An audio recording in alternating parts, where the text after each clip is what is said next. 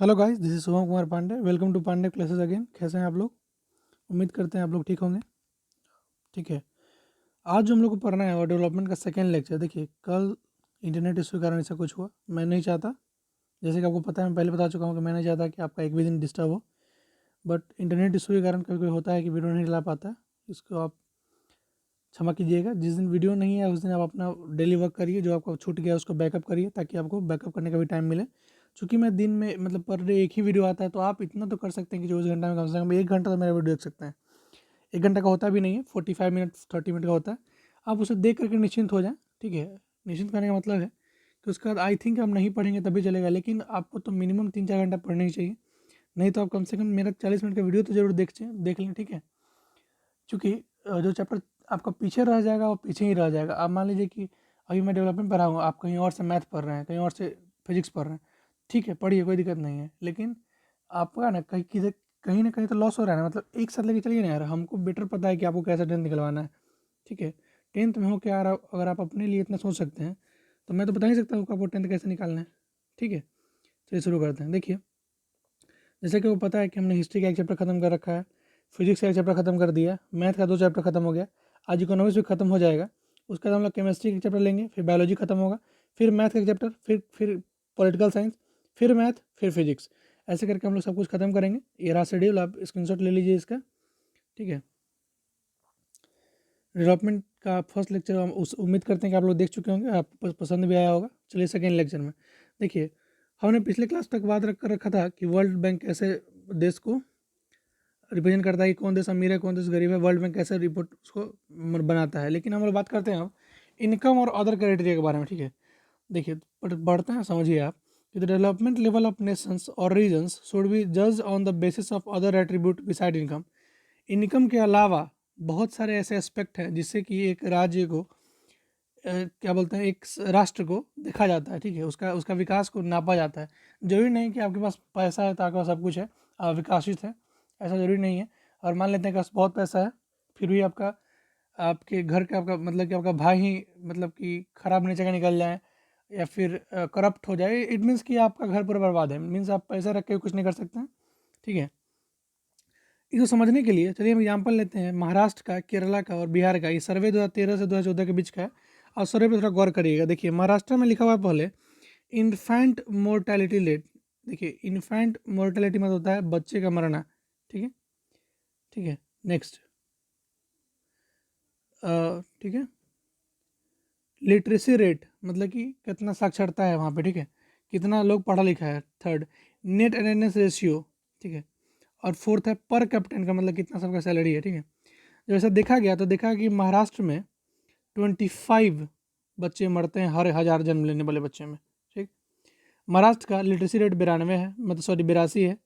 वहाँ का net attendance ratio 64 है, और पर कैपिटा का मतलब कि हर व्यक्ति का सालाना आय 1,07,670 रुपये है। ठीक, चलते हैं केरल में। केरल में वही इन्फेंट मोर्टेलिटी रेट 12 है, लिटरेसी रेट 94 है, और नेट अटेंडेंस 78 है, और पर कैपिटा इनकम 88,527 है।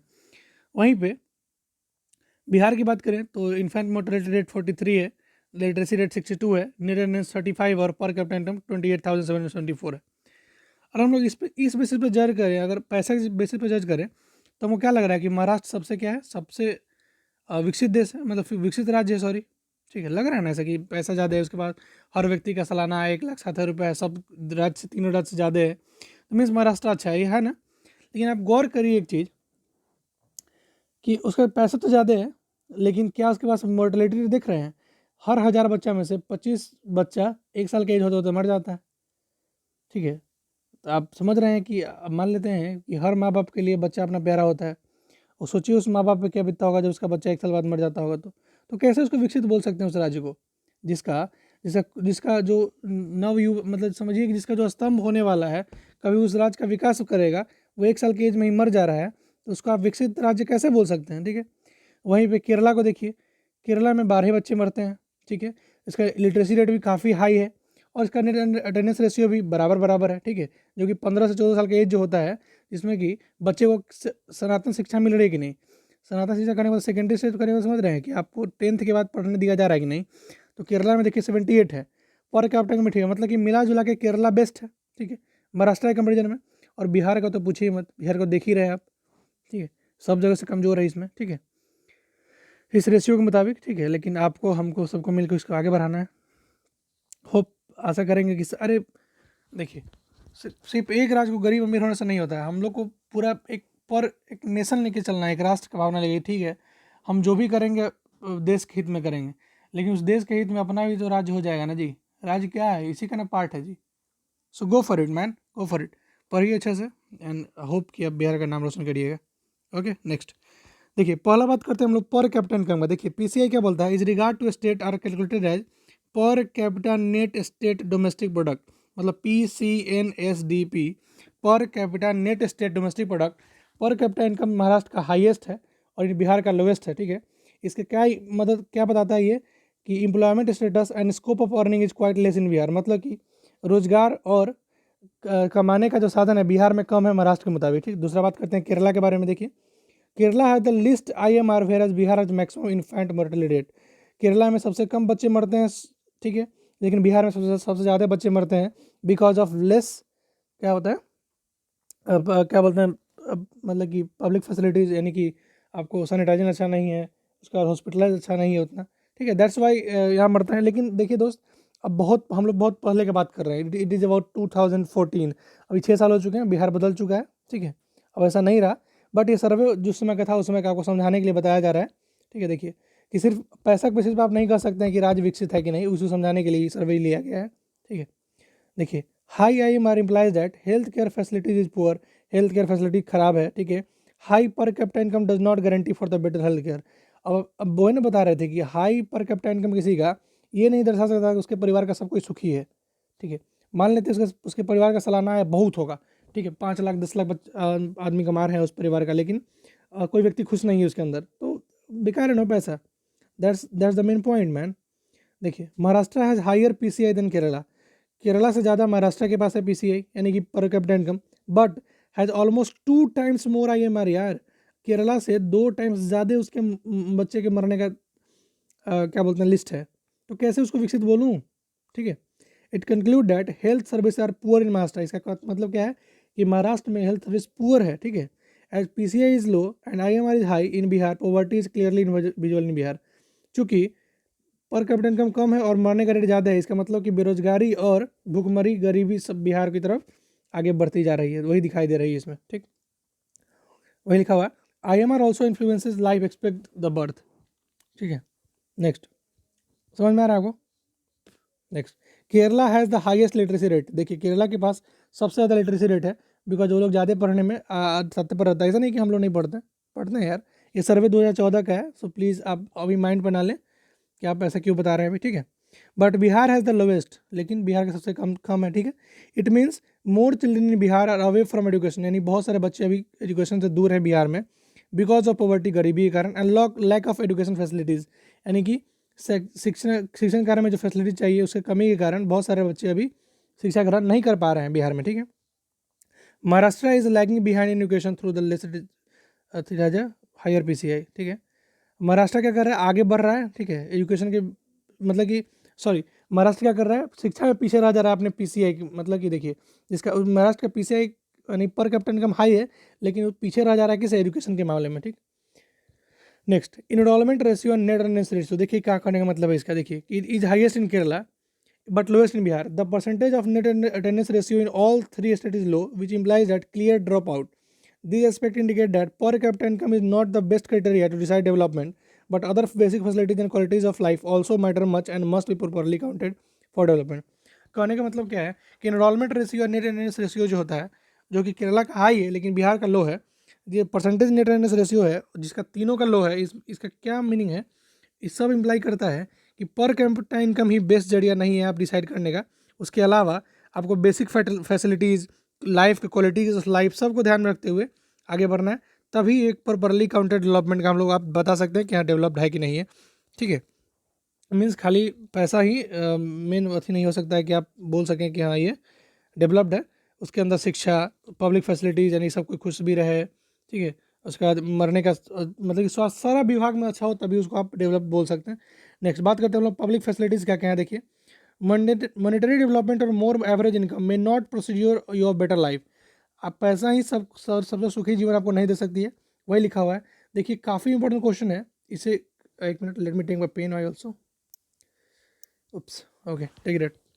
ये क्वेश्चन कितना इंपॉर्टेंट है बता दें। मेरे टाइम में आया था कि money can not buy all the goods and services needed for your life well being, explain.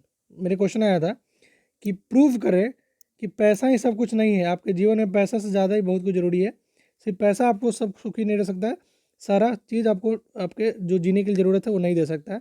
इसको आप प्रूफ करें। देखिए प्रूफ करना क्या है, देखिए कि पैसा जो है कभी भी पॉल्यूशन फ्री इन्वायरमेंट नहीं खरीद सकता, यानी कि आपको मन है कि बहुत स्वच्छ वातावरण में जाने का, तो your money can not buy pollution free environment. समझ में आ रहा है ना। सेकेंड, अनएडल्ट्रेट मेडिसिन मीन्स जो आपको मिलावट का सामान रहता है, उसके बाद खराब दवाइयाँ रहती है, वो आपको आपके पैसे से नहीं ठीक हो सकता है। समझ में आ रहा है ना।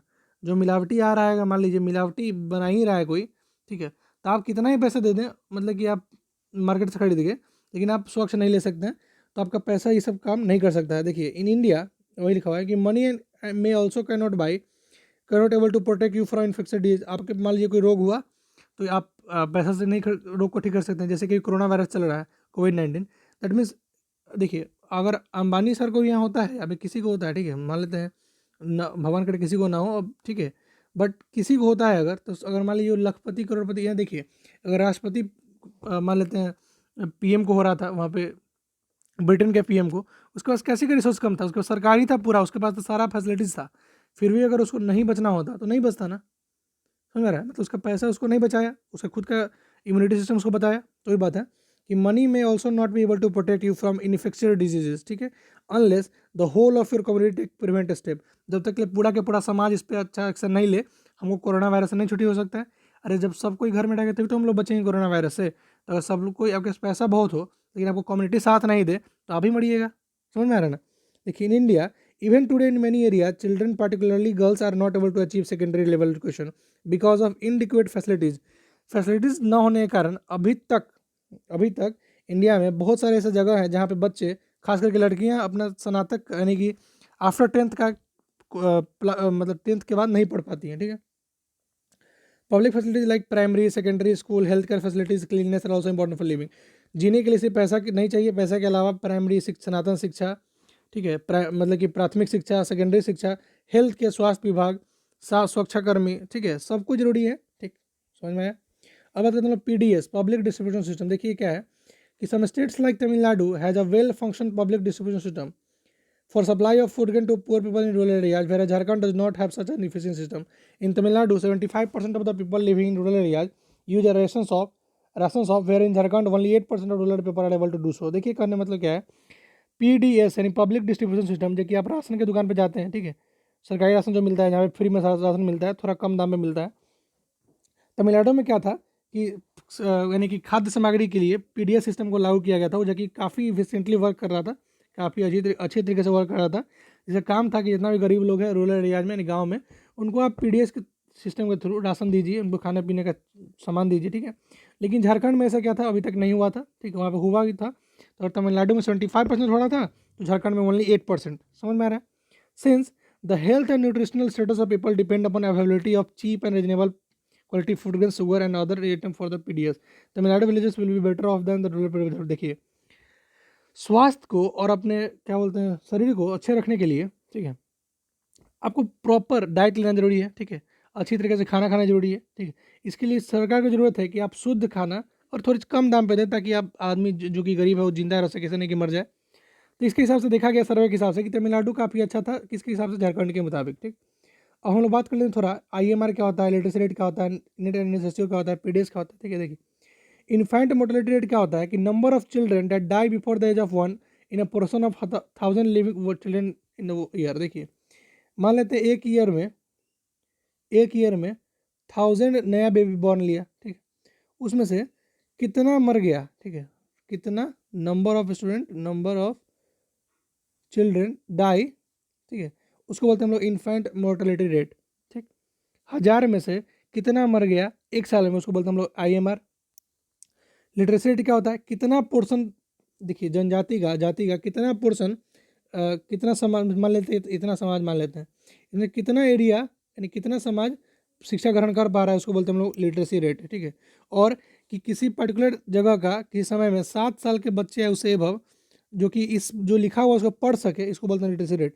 अ portion of the population of an area at a particular time and age 7 year और above who can read and write the, जो कि इस पेज को जो हम पढ़ा रहे हैं उसको पढ़ सके, उसको बोलते हैं हम लोग लिटरेसी रेट, ठीक है।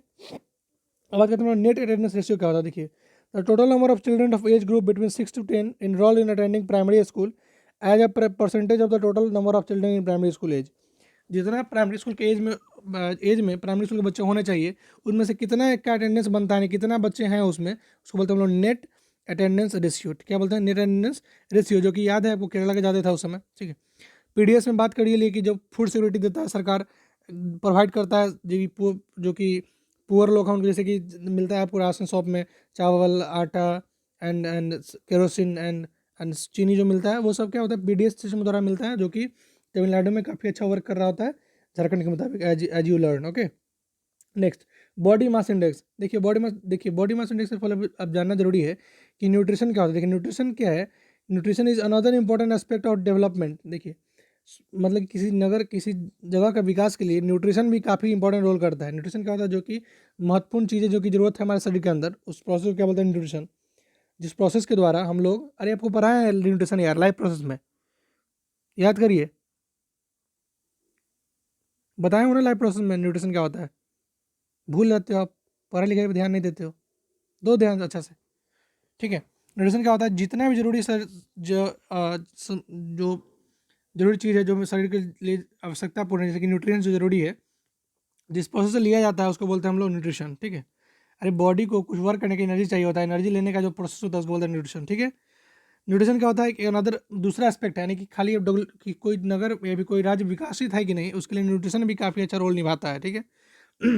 इंटरनेशनल मतलब वैश्विक स्तर पे standard is term as body mass index. Body mass index एक स्टैंडर्ड यूज किया जाता है नापने के लिए कि आपका स्वास्थ्य मतलब किसी जगह का बॉडी मास इंडेक्स कैसा है। इसमें क्या होता है? देखिए कि एक एडल्ट पर्सन का जो कि अंडर नरिश्ड है कि नरिश्ड है कि मतलब जो भी, देखिए पोषित है कि कुपोषित है, इसको जांचने के लिए जो यूज किया जाता है उसको बोलते हैं बॉडी मास इंडेक्स। इसमें क्या होता है? देखिए अगर हम लोग अपना वेट को, ठीक है दिखाता हूँ, अपना वेट को डिवाइड कर दें उसके हाइट के स्क्वायर से, हाइट के स्क्वायर से, जिसमें वेट होना चाहिए केजी में और हाइट होना चाहिए मीटर में, तो हम लोग को मिलता है जो, उसको बोलते हैं हम लोग बॉडी मास इंडेक्स। क्या होता है? Body mass index. अगर हम लोग अपने वेट को जो कि केजी में दिया हो डिवाइड कर दें अपने हाइट के स्क्वायर से, उसको बोलते हैं हम लोग बॉडी मास इंडेक्स। बोलता है कि अगर बॉडी मास इंडेक्स 18.5 से कम है तो आप अंडर नरिश्ड है, अगर आपका बॉडी मास इंडेक्स 25 है, देखिए, और 25 है तो आप ओवर वेट है। Example, if the weight of 1.65 metre tall adult is below फिटना the person will consider undernourished. Under इसमें कहने का मतलब क्या है कि किसी आदमी का जिसका हाइट हो जाए 1.65 मीटर और जिसका वजन हो 50.5 kg, तो उसको बोलते हैं हम लोग कुपोषित, मतलब उसको खाने की जरूरत है, उनको उसको प्रोटीन का, विटामिन का, मिनरल की जरूरत है। और मेरा तो पूछो ही मत यार, मैं तो बॉडी मास इंडेक्स बुझाता है, बोलता है कि भाई तू रहने दे, तुम मेरा अपना मत निकाल मेरे से, मेरे को माफ़ कर। ठीक है। देखिए however if the same person weight is over 68 the person is considered to be overweight. लेकिन इसी पर्सन का अगर वेट 68 kg हो जाए तो इसको बोलते हैं हम लोग ओवर वेट, यानी कि या फिर ओबेस बोलते हैं, यानी कि जिसका जेनेटिक्स से प्रॉब्लम होता है, इसके पापा मोटे उसका बेटा मोटा होता है ना, that's the main reason, okay. Next, human development reports. ठीक, आपको बीएमआई समझ में आया? बीएमआई क्या होता है? इफ़ यू, आप अपने वेट को क्या करिए जो कि आपको केजी में दिया गया है, ठीक है, उसको डिवाइड करिए अपने हाइट के, जो कि मीटर में होना चाहिए, ठीक है, मीटर में उसका स्क्वायर कर दीजिए और देखिएगा तो वो देखिए अपना, सब बच्चा अपना अपना निकाल के कमेंट करेगा, ठीक है। और आप क्या कर सकते हैं, आप खुद को देख सकते हैं, अगर 18.5 से नीचे है मतलब कि आप खाना वाना खाइए अच्छा से, 25 है तो कुछ सोचिए यार मेरी तरह please. Next, human development reports. देखिए basic method to measure development का जो मेन मुद्दा होता है वो आता है ह्यूमन डेवलपमेंट रिपोर्ट से, जो कि यूएनडीपी यानी कि यूनाइटेड नेशन डेवलपमेंट प्रोग्राम से बनता है। Is one of the basic method to measure development का बेसिक मेजर यही है, ठीक है। देखिए रिपोर्ट क्या बोलता है? पहला, लिविंग स्टैंडर्ड कैसा है, यानी पर कैपिटा इनकम कैसा है, हेल्थ इंश्योरेंस कैसा है, मतलब लाइफ का एक्सपेक्टेंसी कितना, मतलब कितना साल तक आदमी जीवित रहता है आपके राज्य में, ठीक। नेक्स्ट, थर्ड, आपके राज्य में लिटरेसी रेट क्या है और इनरोलमेंट रेशियो क्या है, मतलब कि नेट अटेंडेंस रेशियो क्या है आपके मतलब कि आपके राज्य में, ठीक है। यानी कि एजुकेशन स्टेटस कैसा है, इसको बोलते हैं हम लोग, इस एस्पेक्ट को बोलते हैं हम लोग ह्यूमन डेवलपमेंट रिपोर्ट, HDR की रिपोर्ट, जिसमें कि जिससे पता चलता है कि आपका राज्य डेवलप्ड है कि नहीं है, ठीक। The report publishes with the separate criteria of the developed country and under developed country, functional literacy is used for developed country, ठीक है। देखिए इंडिया जो है 135वां रैंक ऑक्युपाई किया था 2014 में, जबकि 126 रैंक किया था 2004 में। लेकिन साउथ एशियन कंट्री श्रीलंका जो है इंडिया से आगे चलता है। सोचिए श्रीलंका इतना छोटा होकर के इंडिया से आगे चल रहा है। इट इज़ बिकॉज कि वहाँ का पब्लिक फैसिलिटीज़, वहाँ का लिटरेसी रेट, वहाँ का इन पर कैपिटा इनकम सब कुछ इंडिया से अच्छा होगा, बिकॉज इंडिया एक वास्ट कंट्री है। यहाँ पे बहुत सारे मतलब रोजगार का भी कमी है, यानी कि समझ रहे हैं कि आप इतना 1.25 करोड़ के भारतवासी हम लोग हैं, इतना है, तो आप समझ सकते हो कि यहाँ पे बेरोजगार का कितना दिक्कत होता हो, तो समझ रहे हैं ना। देखिए ह्यूमन डेवलपमेंट इंडेक्स यानी कि HDI considered public health education poverty level, मतलब कि देखिए पहला तो स्वास्थ्य, दूसरा क्या शिक्षा, तीसरा क्या गरीबी का स्तर, चौथा क्या कि आपके राज्य में विभाजन inequality and environmental aspect measure human development, मतलब कि भेदभाव नहीं तो है, गरीबी है कि नहीं है, शिक्षा कैसा है, स्वास्थ्य कैसा है, पर कैपिटा इनकम कैसा है, सबको ध्यान में रखते हुए ह्यूमन डेवलपमेंट इंडेक्स रिपोर्ट देता है अपना कि आपका राज्य डेवलप्ड है कि नहीं है। अब बात करते हैं हम लोग सस्टेनेबल ऑफ डेवलपमेंट। देखिए economic development is the development country and developing countries has been attending to the cost of natural resource and environment. कोई भी देश जो बन रहा होता है या फिर डेवलप हो रहा होता होगा, वो सब क्या करता है, नेचुरल रिसोर्स का काफ़ी यूज करता है, ठीक है। कहने का मतलब है development takes place through exploration of renewable और रिन्यूएबल रिसोर्सेज विदाउट। देखिए कोई भी रिसोर्स का यूज किए बिना कोई देश आज तक नहीं डेवलप हुआ है। कहने का मतलब है जैसे कि देखिए दुबई को देखिए, कच्चा तेल निकाल करके अमीर हो रहा है। मान लेते हैं कि हम लोग के पास मेटल ज़्यादा है तो हम लोग स्टील का प्रोडक्शन करके काफ़ी अमीर होते जा रहे हैं। कोई देश के पास सोना होगा तो अपना सोना यूज कर रहा है। मतलब हम लोग क्या कर रहे हैं, मेनली जो हमको हमको नेचुरल रिसोर्स दे रहा है, प्राकृतिक जो स्रोत है उसी का यूज करके डेवलप्ड हो रहा है, ठीक है। अगर हमारे हिस्से में भी कच्चा तेल आता तो भारत भी आज काफ़ी अमीर होता, ठीक है। और अमीर तो हम लोग थे ही पहले से, रईसी तो हम लोग की झलक ही नहीं थी ठीक है। नेक्स्ट इसी कारण से तो अंग्रेज आए थे ना, ठीक। देखिए डेवलपमेंट एक समझ में आया ना कि फॉर एग्जांपल, जैसे कि एग्जांपल लेते हैं, देखिए एक्सेसिव माइनिंग ऑफ आयरन, यानी कि बहुत ही आयरन का खुदाई कर देना, गोल्ड का खुदाई कर देना, सिल्वर का कर देना, कोयला का कर देना, या फिर जो कच्चा तेल उसको निकाल देना। इससे क्या हो जाएगा, स्टॉक घट जाएगा ना यार, स्टॉक घट जाएगा। Smoke and other poisonous gas being result from the factory related environment pollution. उसके बाद क्या होता है, जो धुआं निकलता है, बाकी जो फैक्ट्री से जो पॉइजनस गैस निकलता है उससे क्या होता है, इन्वायरमेंट भी खराब हो रहा है। यानी हम लोग नेचुरल रिसोर्सेज का एकदम घटिया तरीके से यूज कर रहे हैं, यानी कि वही तो प्राकृतिक आपदा का मेन वजह होगा, और शायद उसी को बोला गया था, उसी कारण ही कोरोना वायरस फैला है। कहने का मतलब क्या है कि आप जितना प्रकृति को हानि पहुंचाएंगे, प्रकृति आपको उतना ही उसका बदला लेगी ही, ठीक है। अगर आप नेचुरल रिसोर्सों का यूज मतलब कि आप उसको प्रकृति को संभाल के रखेंगे, प्रकृति आपको संभाल के रखेगी। If you do any mistake with प्रकृति, यानी कहने का मतलब कि आप कहीं भी छेड़खानी की प्रकृति से तो आपको छोड़ेगी नहीं, ठीक। कहने का मतलब है कि अगर मान लीजिए आपने घर के पीछे का सारा पौधा काट दिए, ठीक है, पूरा पेड़ उठा दिए, तो कभी कभी बारिश आएगी, कभी आंधी आएगी, बोलते हैं सॉरी, हाँ कभी जोर की आंधी आई तो आपका घर नहीं लेके जाएगा, बिकॉज पेड़ तो रहे नहीं उसको बचाने के लिए, रोकने के लिए हाँ आंधी को, ठीक है।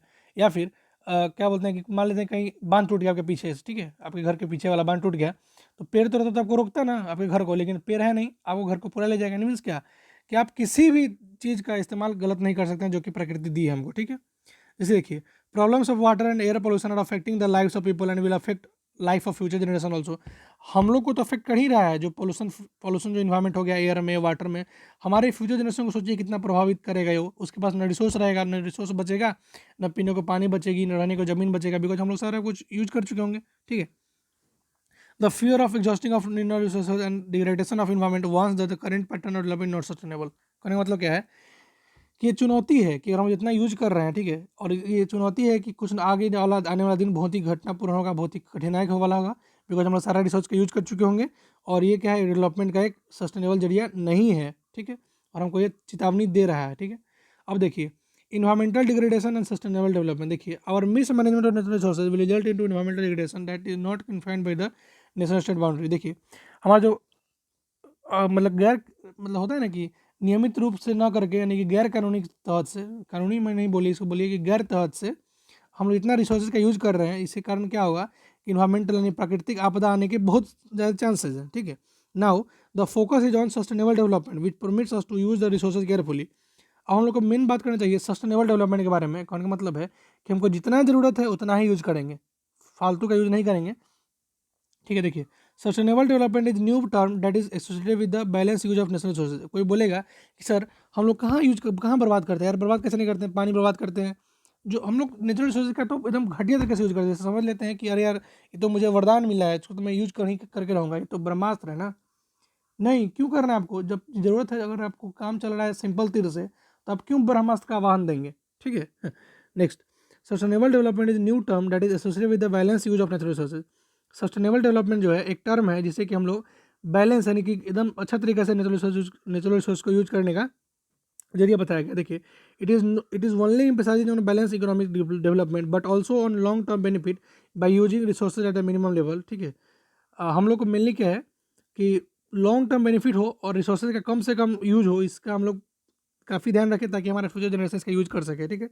एक कहावत मतलब एक कोट है इसमें कि रिसोर्सेज जो है सब रिसोर्सेज है, मतलब देखिए कि this is it is right, बताते हैं आपको कोट्स क्या है, पहले आप समझिए कि this thus it is rightly said that we have not inherited the world from our forefather, we have borrowed it from our children, ठीक है।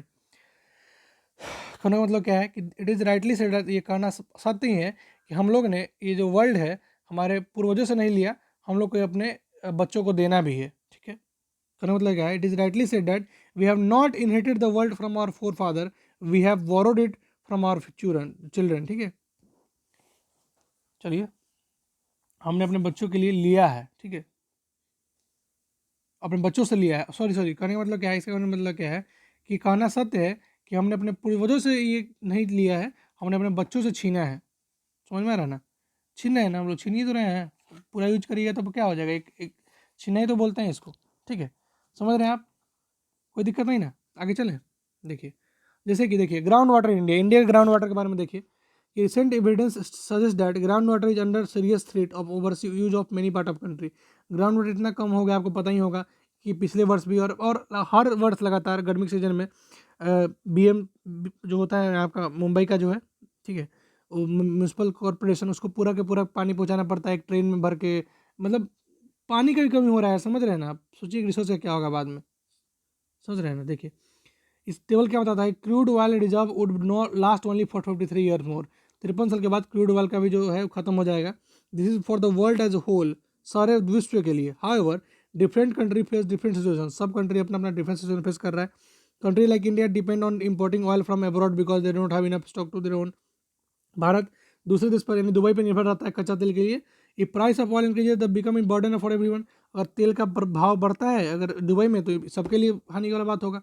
जैसे ये USA कंट्री है जिसके पास कम रिजर्व है, ठीक है, hence want to secure oil through military and economic power, इसलिए क्या करना चाहता है कि सिक्योर करना चाहता है मिलिट्री को, मतलब कि तेल को मिलिट्री और इकोनॉमिक पावर के द्वारा, ठीक है।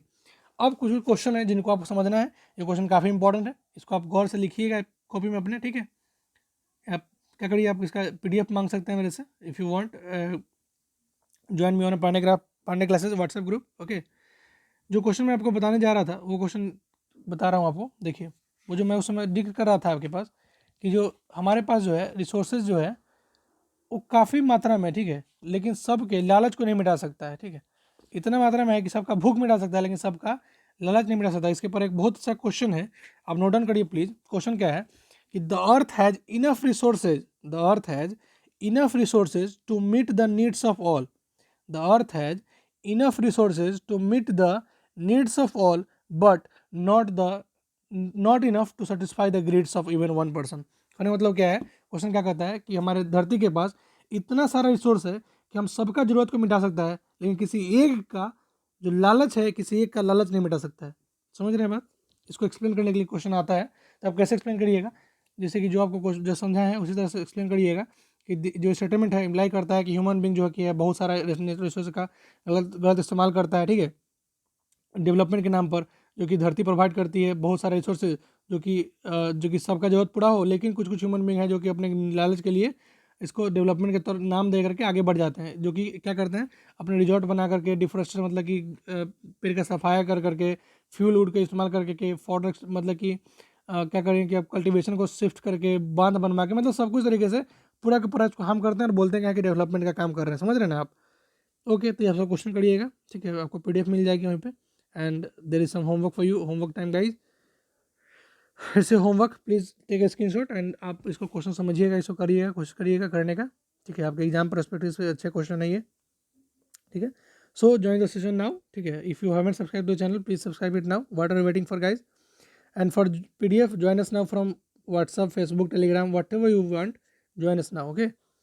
एंड आपको बता ही दिए थे कि जो हमारा चैप्टर है उस इस प्रकार चलेगा। पहला कि हम लोग राइज ऑफ नेशनल ग्रुप खत्म कर चुके हैं, रिफ्लेक्शन खत्म हो चुके हैं, पॉल्यूमिन खत्म हो गया, टेनवेटेड खत्म हो गया, और अभी अभी डेवलपमेंट भी खत्म हो गया।